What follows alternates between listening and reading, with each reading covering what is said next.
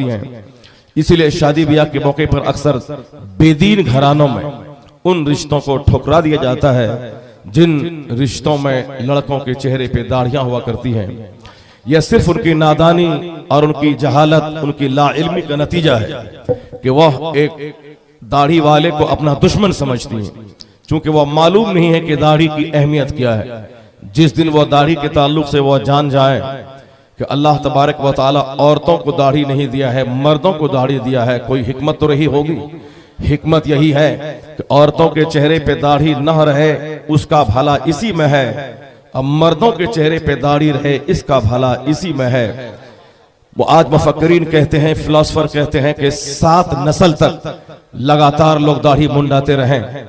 जैसे मैं हूं, मेरा बेटा है, मेरा पोता है, मेरे पोते का बेटा है, ये 4 नस्ल हो गई।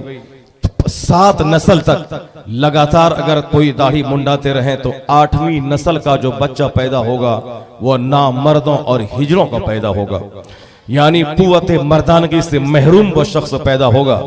इसका मतलब है कि जदीद साइंसी तहकीक की रोशनी में दाढ़ी के बाल की वजह से मर्द के बाजुओं में भी ताकत पैदा होती है, कुव्वत मर्दानगी भी पैदा होती है। और ये बुजुर्गों ने भी कहा है और आज के मुहक्किकीन ने भी कहा है, जिस मर्द के चेहरे पे दाढ़ी हो ज्यादा बच्चा तवल्लुद करने की सलाहियत उसके अंदर पैदा हो जाती है। लेकिन चूंकि ये हमारी बच्चियां, हमारी बहनें, हमारी बेटियां वो जानती नहीं हैं, इसलिए वो दुश्मन समझती हैं।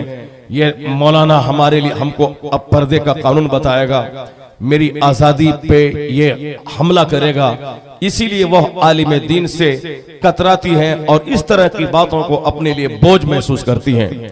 तो उसी तरह अमेरिका, यूरोप के दानिश्वर फिक्रमंद हैं कि अगर अपने बच्चों को नफरत न दिलाया जाए आलिमों से, फिर ये बच्चे आलिमों की बात सुनने के बाद इस्लाम से करीब हो जाएंगे। इसलिए उनके नजदीक दाढ़ी वाले की छवि ऐसी है कि आतंकवादी की, जो सर पे अमामा बांध ले।